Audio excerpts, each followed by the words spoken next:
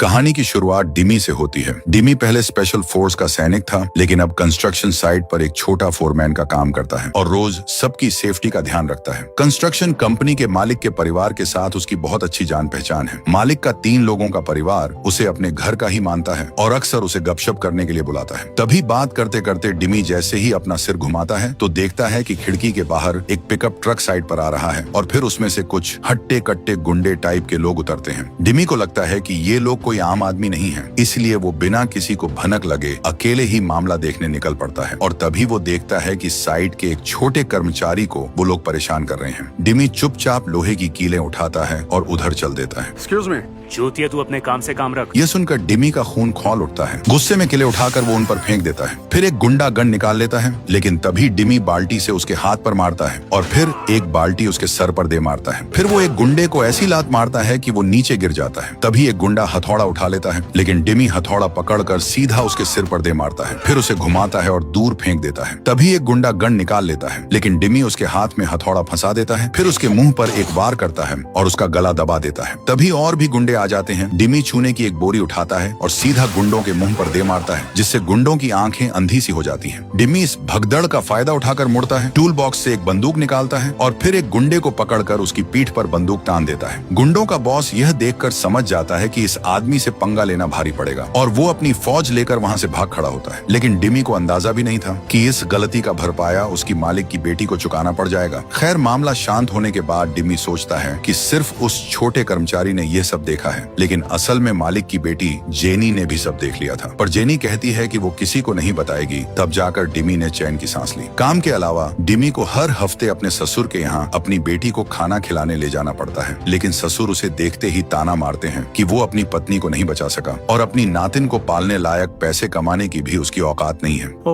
गुस्सा आ रहा है। इन सब बातों को डिमी चुपचाप सह लेता है, क्योंकि वो हफ्ते में एक ही बार तो अपनी बेटी से मिलने आता है। जब डिमी अपनी बेटी के साथ एक बढ़िया वीकेंड बिता रहा होता है, तभी उधर मालिक की बेटी मुसीबत में फंस जाती है। अपनी पढ़ाई पूरी होने की खुशी में जेनी अपनी सहेलियों के साथ एक तगड़ी पार्टी में जाती है। वे लोग बहुत मजे कर रही होती हैं, इस बात से अनजान कि कोई उन पर नजर रखे हुए है। उनके पीछे मौजूद ग्राहकों की नजर सबसे खूबसूरत जेनी पर पड़ती है और एक किडनैपिंग का प्लान शुरू हो जाता है। जेनी और उसकी सहेलियां थकने के बाद एक पब में जाती हैं, जहां बारटेंडर चुपचाप उन पर नजर रख रहा होता है। जैसे ही जेनी वॉशरूम जाती है, बारटेंडर तुरंत बाहर बैठे लोगों को मैसेज कर देता है। जेनी जैसे ही वॉशरूम से बाहर आती है, एक गुंडा अचानक सामने आकर उसे बेहोश कर देता है और जल्दी से उसे गाड़ी में बांध कर ले जाता है। अगले दिन जब डिमी काम पर लौटता है तो देखता है कि 2 पुलिस वाले अभी अभी गए हैं। वो जल्दी से मालिक से मामला पूछता है। तब उसे पता चलता है कि जेनी वीकेंड पर गायब हो गई है और 2 दिन से उसका कोई अता पता नहीं है। इंग्लैंड में पुलिस आमतौर पर गुमशुदगी के मामलों पर ज्यादा ध्यान नहीं देती, इसलिए जेनी के साथ कुछ बुरा होने का ही डर है। मालिक के पास कोई रास्ता नहीं, वो डिमी से अपनी बेटी को ढूंढने में मदद मांगता है। मेरी बच्ची को बचा लो। असल में मालिक जानता है कि डिम्मी एक रिटायर्ड स्पेशल फौजी है और उसकी इस काबिलियत से वो पक्का जेनी को ढूंढ सकता है, लेकिन डिमी मना कर देता है, क्योंकि वो बहुत पहले रिटायर हो चुका है और अब बस एक आम आदमी की तरह शांति से जीना चाहता है। ये सुनकर मालिक मालकिन तुरंत ढेर सारे कैश निकाल लाते हैं, जो उनकी जिंदगी भर की कमाई है। अगर डिमी मदद करे तो ये सारे पैसे उसके, पर डिमी ये पैसा कैसे ले सकता है? ऊपर से वे उसके दोस्त हैं। असल में डिमी को भी बुरा लग रहा है, इसलिए वो गाड़ी चलाकर शहर के बाहर चला जाता है। जैसे ही वो गाड़ी से उतरता है, एक तीर उड़ता हुआ आता है और लगभग उसके सिर में लग ही जाता है। पता चलता है कि यहाँ उसका पुराना फौजी दोस्त दाढ़ी वाला भाई रहता है। इस दाढ़ी वाले भाई की जिंदगी भी आसान नहीं है। उसने जंग में अपनी दोनों आंखें खो दी थी। डिमी उदास होता है और दाढ़ी वाले भाई को सारी बातें बताता है। वो कहता है कि उसे भी जेनी की फिक्र है और उसने जेनी की हिफाजत करने का वादा किया था, लेकिन उसे डर है कि उसकी और उसकी बेटी की शांति भरी जिंदगी छिन जाएगी। दाढ़ी वाले के समझाने के बाद डिमी का इरादा पक्का हो जाता है। वो दाढ़ी वाले के घर से निकलकर फिर जेनी के घर पहुंचता है और एक नजर में उस टूटे हुए बाप को देखता है। उसे याद आता है कि जब डिमी की पत्नी की मौत हुई थी तो इसी दयालु जोड़े ने उसे पनाह दी थी और उसे नौकरी दी थी। शायद अब एहसान चुकाने का वक्त आ गया है। डिमी जो कहता है वो करता है। एक पुराने स्पेशल फोर्स सैनिक के तौर पर वो बहुत तजुर्बेकार है, इसलिए पहला काम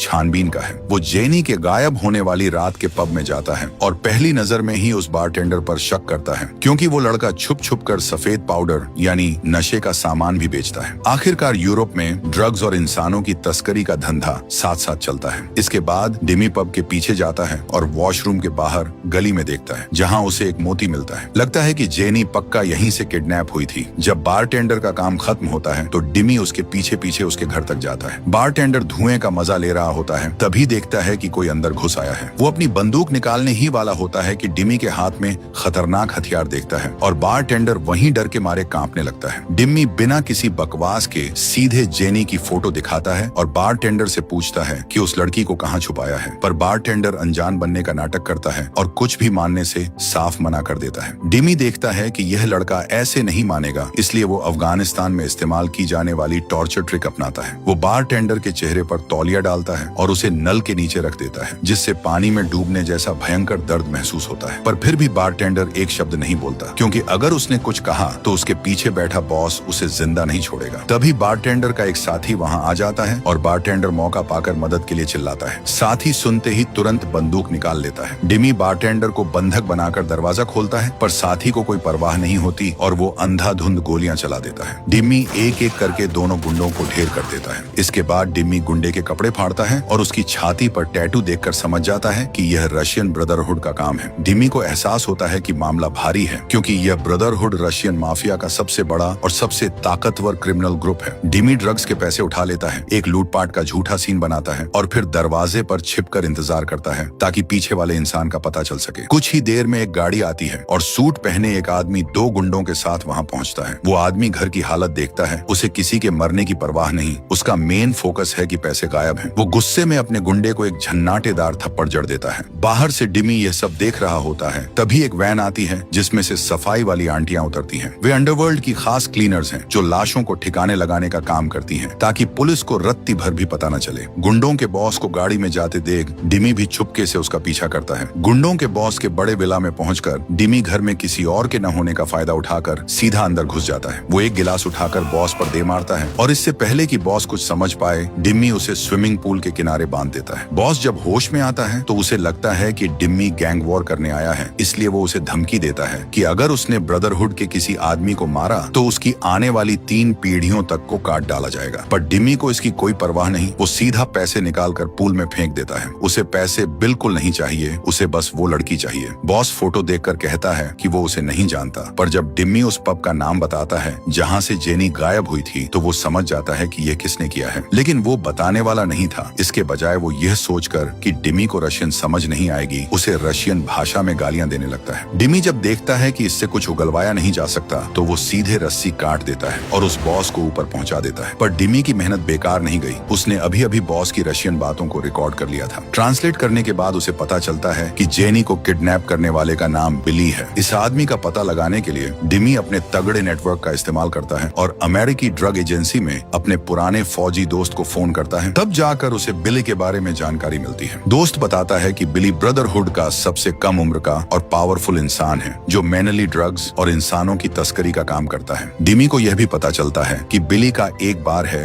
जो ड्रग्स का अड्डा है। उसी रात डिमी उस बार में पहुंच जाता है। उसका नया चेहरा बहुत अलग लग रहा था, इसलिए जल्दी ही एक बाउंसर उसके पास आ जाता है। डिमी नियम जानता है, वो नोटों की एक गड्डी निकालता है और मेज पर रख देता है, जिसके बाद बाउंसर उसे सीधे VIP एरिया में ले जाता है। वहाँ बीच में एक काला आदमी बैठा होता है जो शायद बार का बॉस है। डिमी दुश्मन के बीच घुसने की तैयारी करता है और नाटक करता है कि वो सफेद पाउडर बेचने के लिए पार्टनरशिप करना चाहता है। काले आदमी को यकीन नहीं होता, उसे लगता है कि डिमी पुलिस वाला है, इसलिए वो अपने गुंडों से उसे टेस्ट करने को कहता है। डिमी बिल्कुल नहीं डरता और सीधे गुंडों से भिड़ जाता है, जबकि काला आदमी साइड में बैठकर तमाशा देखता है। गुंडों का तुरंत मुंह नाक सूज जाता है और जब डिमी जानलेवा वार करने ही वाला होता है तब काला आदमी उसे रोक देता है। वो देख लेता है कि डिमी पुलिस वाला नहीं बल्कि एक रिटायर्ड फौजी है। इससे काले आदमी का शक कुछ कम हो जाता है। इसके अलावा डिमी ने आने से पहले पूरी तैयारी की थी और ड्रग्स के बाजार भाव की उसे पक्की जानकारी थी। काला आदमी कोई कमी नहीं निकाल पाता और डिमी के साथ एक बार सीक्रेट डील करने के लिए तैयार हो जाता है। अगली सुबह डिमी काले आदमी के 2 गुंडों से एक नाश्ते की दुकान में मिलता है। वो बताए अनुसार पैसे ले आता है, पर वे लोग माल नहीं देते, सिर्फ एक फोन उसकी तरफ फेंक देते हैं। इस पर डिमी उठता है, मेज पर रखा सारा सिर्फ उनके नाश्ते पर डाल देता है और उन्हें वार्निंग देता है कि कोई चालाकी न करें। वे डर के मारे एक शब्द नहीं बोलते, कोई अनजान देखे तो उसे ही असली गुंडा समझे। डिमी जब वापस गाड़ी चलाकर जा रहा होता है तो वो नया फोन बज उठता है। ये काले आदमी का फोन होता है जो उसे बताता है कि माल सीट सीट के नीचे है। डिमी ड्रग्स का पैकेट देखकर उसे सीधा नदी में फेंक देता है। हालांकि डिमी धीरे धीरे ब्रदरहुड के मेन ग्रुप के करीब पहुंच रहा है, लेकिन अभी तक उसकी बिली से मुलाकात नहीं हुई है। हर बीतता दिन जेनी को बचाने के खतरे को बढ़ा रहा है। डिमी अभी सोच ही रहा होता है कि बिली से कैसे मिले, तभी मौका खुद चलकर उसके पास आ जाता है। काला आदमी फिर से कॉल करता है और डिमी को अगले दिन लंबी पार्टनरशिप पर बात करने के लिए बुलाता है और उसे सूट पहनकर आने को कहता है, क्योंकि कल बड़े लोग आने वाले हैं। डिमी जल्दी से सुबह सुबह एक सूट खरीद लेता है। सच में कपड़े ही इंसान को बनाते हैं। डिमी एक बड़े बॉस के स्टाइल में ब्रदरहुड की ब्रांच में पहुंचता है। कई बार तलाशी लेने के बाद डिमी को अंडरवर्ल्ड के बॉस के सामने लाया जाता है। ये आदमी शुरुआत में कुछ नहीं बोलता, बस डिमी को घूरता रहता है और अंत में मुंह खोलकर कहता है, मेरा नाम बिली है। डिमी के मन में हलचल होती है। जो चाहिए था वही मिल गया। देखने से लगता है कि बिली बहुत बारीकी से काम करता है। उसने डिमी का ड्राइविंग लाइसेंस लेकर बैकग्राउंड चेक करवाया था और जब यकीन हो गया कि कोई दिक्कत नहीं है, तभी मुस्कुराते हुए डिमी के साथ पार्टनरशिप की और उसे एक सूटकेस दिया। डिमी वॉशरूम में जाकर सूटकेस खोलता है जिसमें सिर्फ नीली गोलियां भरी हैं। वो सारी गोलियां टॉयलेट में बहा देता है। ये चीजें इंसान को बर्बाद करती हैं। बड़ी मुश्किल से बिली से मुलाकात हुई, पर जेनी की कोई खबर नहीं। इसलिए डिमी जेनी के सोशल मीडिया को चेक करने लगता है। अचानक वो देखता है कि उन तस्वीरों में हमेशा एक आदमी उन्हें घूर रहा होता है और डिमी जब उस बारटेंडर का फोन चेक करता है तो उसे उस आदमी के साथ हुई चैटिंग भी मिल जाती है। डिमी उस आदमी की लोकेशन चेक करता है तो पता चलता है कि वो उसी बार में है जिसे बिली कंट्रोल करता है। आखिरकार उसे एक सुराग मिल जाता है और वो तुरंत उस बार के बाहर पहुंच जाता है, पर वो सीधे अंदर नहीं जाता बल्कि अपनी कार में छिपकर हालात का जायजा लेता है। उसे इस बात का जरा भी अंदाजा नहीं था कि कोई उसकी हरकतों पर भी नजर रख रहा है। बार की उस औरत ने डिमी को पहले देखा था और सीसीटीवी में ये सब देखने के बाद उसे पूरा यकीन हो जाता है कि इसके साथ कुछ तो लोचा है। इसलिए वो तुरंत अपने आदमियों को उसे पकड़ने भेजती है। गाड़ियां अपनी ओर आते देख डिमी को खतरे का एहसास होता है। वो जल्दी से पीछे हटता है और फिर एक मोटरसाइकिल चुराकर भागने लगता है। पीछे वाली गाड़ियां भी उसका लगातार पीछा करती हैं। गुंडे पीछा करते हुए गोलियां भी चलाते हैं, लेकिन जब गाड़ी से निशाना नहीं लगता तो एक गुंडी गाड़ी से उतरकर निशाना लगाने का फैसला करती है और सच में डिमी को गोली मार देती है। डिमी घिसटता हुआ एक पुलिस की गाड़ी से टकरा जाता है। डिमी जब मुश्किल से रेंग कर बाहर निकलता है और पुलिस ऑफिसर को गाड़ी से उतरते देखता है तो उसे लगता है कि वो बच गया, लेकिन गाड़ी से उतरी गुंडी पुलिस ऑफिसर के पास जाकर उससे बातचीत करने लगती है। लगता है कि इस पुलिस वाले को पहले ही खरीद लिया गया था। लेडी पुलिस बंदूक उठाती है और डिमी को मारकर बेहोश कर देती है। उसके बाद डिमी को ब्रदरहुड की गाड़ी में डाल दिया जाता है। जब उसे होश आता है तो वो देखता है कि उसके सामने वही गुंडे हैं जिन्हें उसने नदी में डुबोया था। ये दोनों बदला लेने के लिए डिमी को भी नदी में फेंकना चाहते हैं, पर डिमी कोई आम आदमी नहीं है। वो घसीटे जाने के दौरान ही अपने हाथों और पैरों से लड़ना शुरू कर देता है। ड्राइवर हालात बिगड़ते देख गाड़ी की स्पीड बढ़ा देता है, जिससे तीनों झटके खाकर चक्कर खाने लगते हैं। गाड़ी में लटक रहे तारों को पकड़ता है, उसे एक गुंडे के गले में 3 बार लपेटता है और उसे पीछे की ओर जोर से खींचता है, जिससे गुंडे का दम घुटने लगता है और वो पूरी तरह कमजोर पड़ जाता है। लाल कपड़े वाला गुंडा भी बदला लेने आता है, एक गोली चलाता है और फिर डिमी को दीवार की तरफ धकेलता है और मौका पाकर पिस्तौल निकाल लेता है। दोनों हाथापाई में एक बंदूक छीनने की कोशिश करते हैं। इधर ड्राइवर की गाड़ी का टायर फट जाता है और बेकाबू होकर एक्सीडेंट हो जाता है। ट्रक अनियंत्रित होकर सीधे पलट जाता है और झील की तरफ फिसलने लगता है, लेकिन गाड़ी के अंदर की लड़ाई अभी खत्म नहीं हुई है। डिमी मौका देखकर गाड़ी में रखा एक हथौड़ा उठाता है और गुंडे पर वार करता है। गुंडे को नीचे गिरा देता है। गुंडा तुरंत कमजोर पड़कर जमीन पर गिर जाता है। डिमी मौका पाकर बगल वाले गुंडे पर 2 गोलियां दाग देता है और आखिरकार लड़ाई खत्म हो जाती है। डिमी बाहर आता है, डगमगाते हुए ट्रक को देखता है और एक लात मारकर दोनों भाइयों को सीधा जल समाधि दे देता है। दोनों भाई जल्दी ही मुर्दा घर में पहुंच जाते हैं, जहां एक बूढ़ा आदमी उन्हें देखने आता है। वो ब्रदरहुड का बड़ा नेता है और उन दोनों भाइयों का गॉडफादर है। बूढ़ा आदमी गुस्से में तुरंत एक इमरजेंसी मीटिंग बुलाता है, जहां कई बड़े नेता हाल की घटनाओं पर बात करते हैं। बड़े नेता को पता है कि मामला गंभीर है, इसलिए वो काले कपड़े वाले बूढ़े के साथ मिशन पर जाने के लिए 2 टॉप के हिटमैन भेजता है। बूढ़ा पहले उन हथियारों को लेकर बिली के बार में जाता है। एक हत्यारा के राइफल से छत पर अंधाधुंध गोलियां चलाकर ग्राहकों को डराकर भगा देता है। एक गंजा हत्यारा बिली की तरफ मुड़ता है और कहता है, मैं तुझे मार डालूंगा बेवकूफ। बिली को अभी भी समझ नहीं आ रहा होता कि क्या हो रहा है। जब तक कि डिमी की फोटो उसके सामने नहीं रखी जाती, तब उसे पता चलता है कि उसका बिजनेस पार्टनर असल में उनका दुश्मन है। लेकिन इसमें बिली की भी गलती नहीं है, क्योंकि ब्रदरहुड के अलग अलग ग्रुप्स के बीच जानकारी पूरी तरह से शेयर नहीं होती। काले कपड़े वाले बूढ़े की धमकी के बाद बिली को आखिरकार एक जरूरी सुराग याद आता है, डिम्मी का ड्राइविंग लाइसेंस। हैकर्स की थोड़ी सी कलाकारी के बाद डिम्मी की पूरी जन्म कुंडली निकाल ली जाती है, जिसमें उसके परिवार की डिटेल भी शामिल है। माफिया लोग अपने इस काम में पक्के होते हैं। कुछ ही देर बाद जब डिम्मी गाड़ी चला रहा होता है तो अचानक उसकी बेटी के स्कूल से फोन आता है। टीचर कहती है कि आज उसकी बेटी को कोई लेने नहीं आया है, इसलिए डिम्मी डिमी खुद वहाँ पहुँचता है। स्कूल से लौटकर वो अपने ससुर के घर जाता है, पर देखता है कि घर में आग लगी हुई है।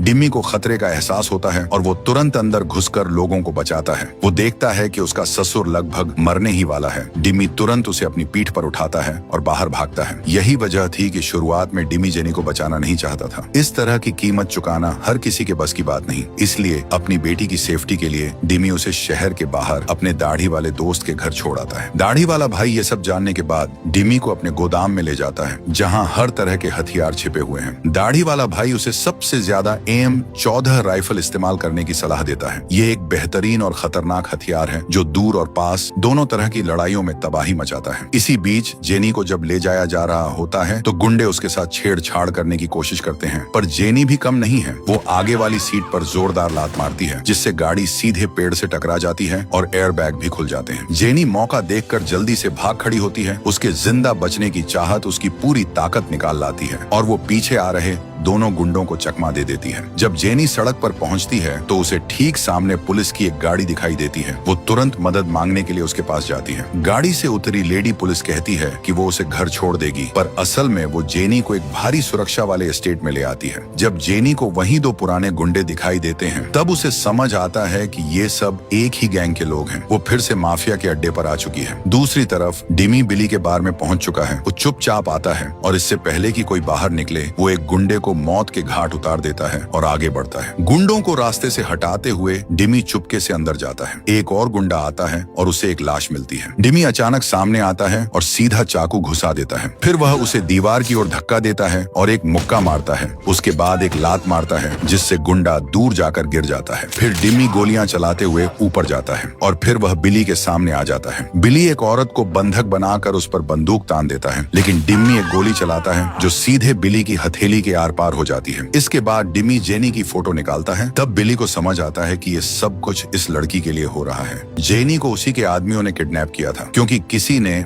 20 लाख में जेनी की बोली लगाई थी। डिमी की बंदूक की नोक पर बिली उसे उस मेन अड्डे तक ले आता है। गाड़ी से उतरने के बाद दोनों के बीच आखिरी बार कुछ बातचीत होती है।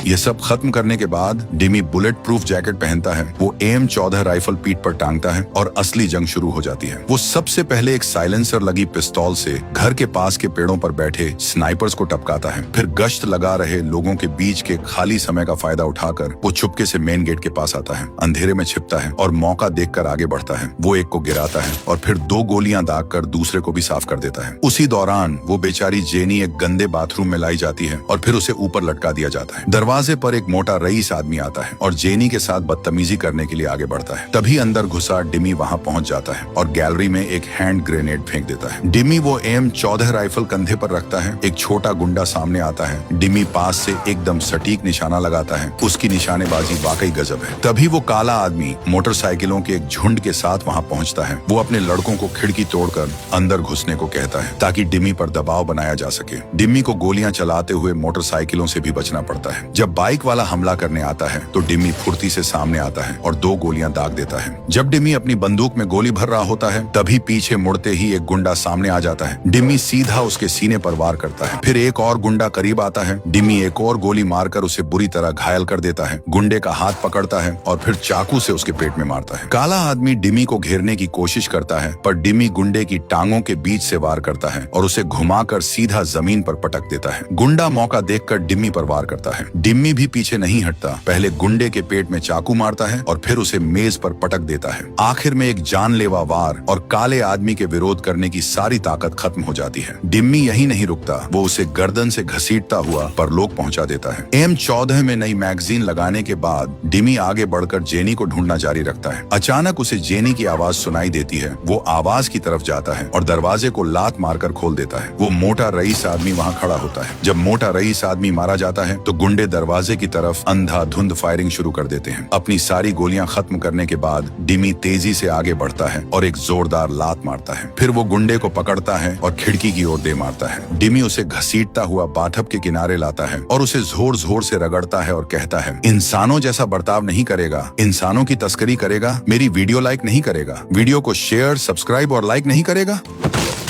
जेनी मौका देखकर गुंडे की गर्दन पकड़ लेती है और अपनी पूरी ताकत लगाकर उसकी गर्दन मरोड़ देती है। आखिरकार डिमी जेनी को बचा लेता है, पर कहानी अभी खत्म नहीं हुई है। ब्रदरहुड के बड़े नेता द्वारा भेजे गए हिटमैन भी वहाँ पहुँच जाते हैं और इत्तेफाक से वो बिकाऊ पुलिस वाली भी खबर मिलने पर वहाँ पहुँच जाती है। दोनों हिटमैन को बिल्कुल भी अंदाजा नहीं होता कि वो उनकी ही गैंग की पुलिस वाली है। वे पुलिस की गाड़ी पर अंधाधुंध फायरिंग कर देते हैं जब तक कि गाड़ी आग का गोला नहीं बन जाती। सच में बहुत बढ़िया किया। गंजे गुंडे को डिमी दिख जाता है और वो दरवाजे की तरफ गोलियों की बारिश करने लगता है। लंबे बालों वाला गुंडा भी लड़ाई में शामिल हो जाता है, परवाह नहीं कि गोली लग रही है या नहीं, बस चलाए जा रहा है। डिमी सिर बाहर नहीं निकाल सकता, इसलिए वो अपनी छाती पर लगा हुआवे फोन का कवर खोलता है और फिर बंदूक की नली बाहर निकालता है। वो बंदूक पर लगे ब्लूटूथ थर्मल कैमरे का इस्तेमाल करता है, फोन की स्क्रीन पर दुश्मन पर निशाना लगाता है और ट्रिगर दबा देता है। अपने साथी को मरता देख गंजा हिटमैन जल्दी से छिप जाता है, पर डिमी उसे कोई मौका नहीं देता और उसे मौत का एक बड़ा गिफ्ट पैक भेज देता है। आखिरकार उसने सभी दुश्मनों का सफाया कर दिया। डिमी अपने हाथ की M14 राइफल को मेज पर रखता है और चुपचाप उसे अलविदा कहता है। जेनी भी जाने से पहले उस घर की तरफ ठेंगा दिखाती है। वो बड़ा नेता जिसके 2 बेटे मर चुके हैं आंगन में खड़ा रहता है और इसी तरह अपने दुश्मन को जाते हुए देखता है। वो तुरंत ब्रदरहुड के मेन बॉस को फोन करता है और उससे और भी खतरनाक लोग भेजने की मांग करता है, पर बॉस को लगता है कि डिमी लड़की को बचा कर ले गया है, वो अब उन्हें परेशान नहीं करेगा, इसलिए इस मामले को यहीं रफा दफा कर देना चाहिए। वो काले कपड़े वाले नेता को यह धमकी भी देता है कि अगर उसने इस बात को खींचा तो ब्रदरहुड उस पर कोई रहम नहीं करेगा, क्योंकि गैंग का फायदा सबसे ऊपर है। काले कपड़े वाले नेता के पास कोई चारा नहीं बचता। वो चुपचाप फोन काट देता है और बेबसी में एक जोरदार चीख निकालता है, जिसे सुनकर कोई भी समझे कि सुअर काटा जा रहा है। दूसरी तरफ डिमी जेनी को सुरक्षित घर पहुंचा देता है। जेनी के परिवार को गले मिलते देख डिमी को लगता है कि उसने सही काम किया है, उसने एक परिवार को टूटने से बचा लिया है। यहीं पर यह कहानी खत्म होती है। इसे बनाने में बहुत मेहनत लगी है, तो प्लीज वीडियो को लाइक करना और चैनल को सब्सक्राइब करना मत भूलना।